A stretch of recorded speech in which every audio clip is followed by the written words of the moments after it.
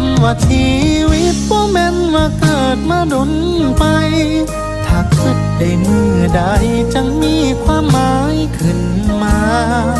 คำว่าชีวิตมันเริ่มจากการสร้างคุณค่าเห็นหัวจากปัญหาเอาปัญญามาแก้ไข